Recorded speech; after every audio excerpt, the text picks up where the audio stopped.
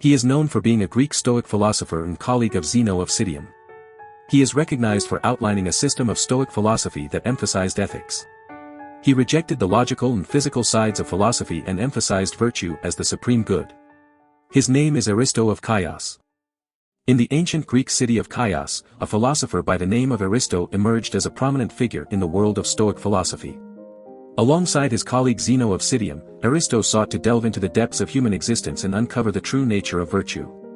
However, Aristo's philosophical path took a slightly different turn. Aristo, in his wisdom, outlined a system of Stoic philosophy that deviated from Zeno's teachings.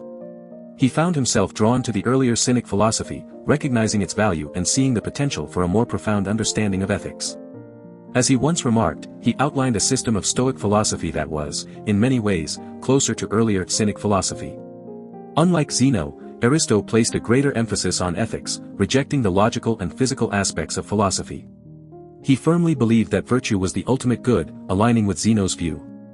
However, Aristo diverged from his colleague by dismissing the notion that morally indifferent things, such as wealth and health, could be ranked based on their natural preferences.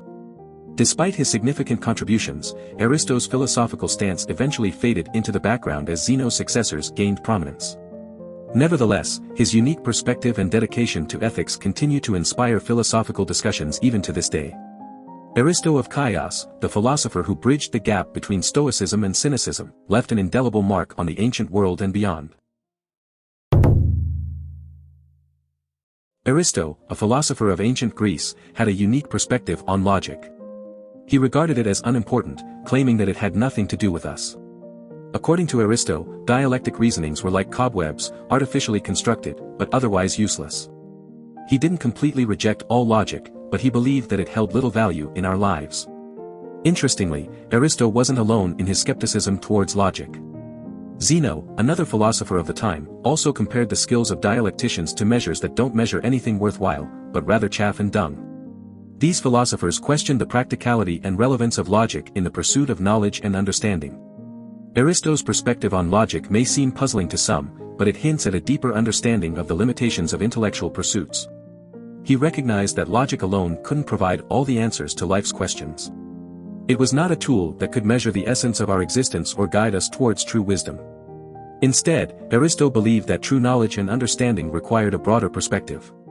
He sought to look beyond the artificial constructs of logic and delve into the complexities and nuances of human experience. By recognizing that logic alone couldn't capture the full scope of reality, Aristo encouraged a more holistic approach to understanding the world. Aristo's philosophy reminds us that while logic and reasoning are valuable tools, they are not the sole arbitrators of truth. We must also consider our emotions, experiences, and intuition in our quest for knowledge and wisdom. By embracing a more comprehensive understanding of the world, we can navigate the complexities of life with a deeper sense of meaning and purpose. Aristo, a philosopher from Chios, had a distinctive perspective on the nature of the universe. While his contemporary, Zeno, believed that the universe was animate and possessed of reason, Aristo held a contrasting view. He rejected the notion that the universe was governed by a conscious force, asserting that it was beyond human comprehension. Aristo's skepticism extended to the field of physics, as he believed it was beyond the grasp of human understanding. However, Aristo did not deny the comprehensibility of nature itself. He staunchly opposed the academics, who claimed that knowledge and perception were inherently unreliable. In a fascinating encounter with an academic, Aristo challenged their skepticism by asking, "Do you not even see the man who is sitting next to you?" When the academic responded, "I do not," Aristo countered, "Who then has blinded you? Who has robbed you of your eyes?" Aristo's philosophy emphasized the importance of observation and logical reasoning. He believed that by carefully observing the world around us, we can gain a deeper understanding of nature and its workings. His rejection of the prevailing belief in a conscious universe and his commitment to the comprehensibility of nature set him apart from other philosophers of his time. Although Aristo's views on the universe and God may differ from those of Zeno, his emphasis on observation and logical reasoning remains relevant to this day. In our daily lives, we often encounter situations where we must rely on our senses and reasoning to make sense of the world. Aristo's philosophy encourages us to question and challenge our own perceptions, urging us to seek a deeper understanding of the truths that surround us. Aristo, an ancient Greek philosopher from the island of Chios, believed that ethics was the only true branch of philosophy.